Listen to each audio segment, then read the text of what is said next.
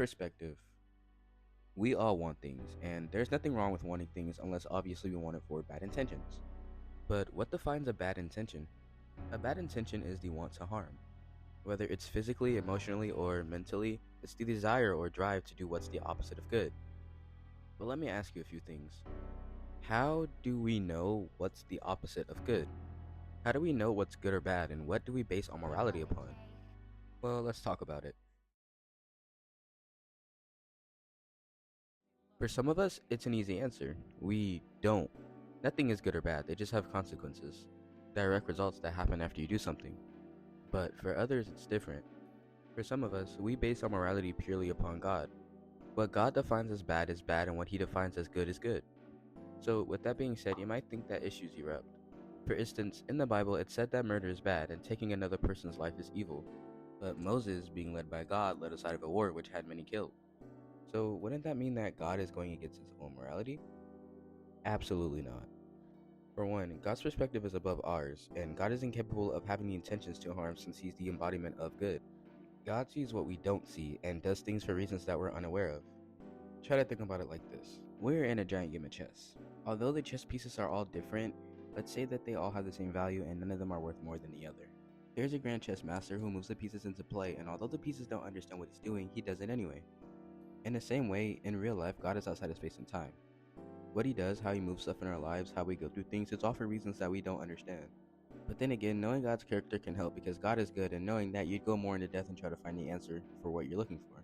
In that sense, if someone you loved were accused of something, you likely wouldn't jump to the accusation.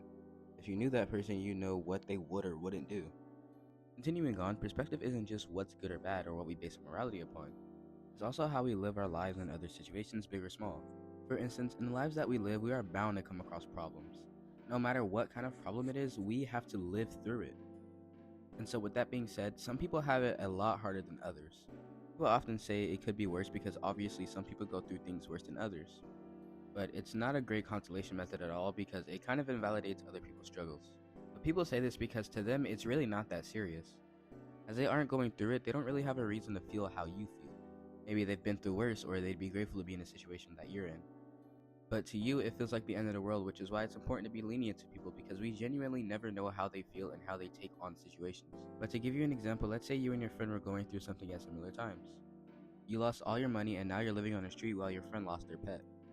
Obviously, this would suck for you because you just lost everything, but your friend, on the other hand, didn't lose anything but a pet. What's the big deal? Your friend doesn't have a bigger issue in life to worry about other than their beloved pet. It's as if the world stopped spinning for the both of you for two completely different reasons. Comparatively, yes, your problem has more aspect and depth, but looking at individual lives, you'd see that if all they had to worry about is that issue, they're going to be worried about it. It's never fair to invalidate how someone feels because there are bigger problems. Problems are problems regardless of how big or small they are. It's always good to show empathy to people, no matter what. We never truly, deeply know how someone feels or how someone can't put how they feel into words, so it's always a good thing to just be there for someone. A simple breakup, someone not getting enough attention, family issues, financial issues, it can all lead to sadness, which can lead to depression. Therefore, it's a good thing to show people that they are loved regardless of what we're going through. So many lives have been lost because no one listened. It feels like the world's moved on and there's no one there but you. And at that point, you don't really deserve to be happy, but that isn't true. I'd go on with a speech about how you're loved and this and that, but would you believe me? It's so easy for me to say this and that, but it's so hard for that and this to have an effect on you. I was and still kind of am the same way though. A lot of times when people tell me things, it just kind of gets thrown at me and I don't really know how to take it, so I'm gonna try my best not to do that. But one thing I did learn was that other people's perspectives are sometimes a lot brighter than yours. So allow me to put it this way. Let's say you're playing a game. This game has, I want to say, 8 different chapters, or acts. The first few chapters are dark and gloomy while the last few are bright and sunny. But you're playing this game at the same time as your friend, and you're on the dark and gloomy chapters while he's on the bright and sunny chapters. You're telling your friend how bad the dark and gloomy chapters are, how they're very sad and they make you not want to play. But your friend is telling you that they aren't that bad and that the happy ones come right after. For you though, it doesn't really help.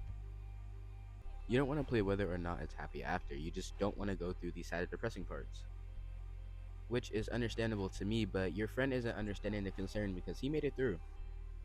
What I'm trying to say is when people tell us things and they aren't in our shoes, it can be hard for it to get through to us because sometimes no amount of words can help.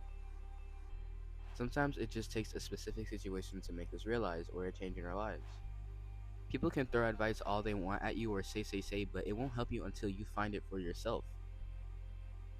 When you can't struggle anymore, you won't. When you can't hide anymore, you won't. When you can face what it is that's haunting you, you will. But regardless of what it is, you are not alone.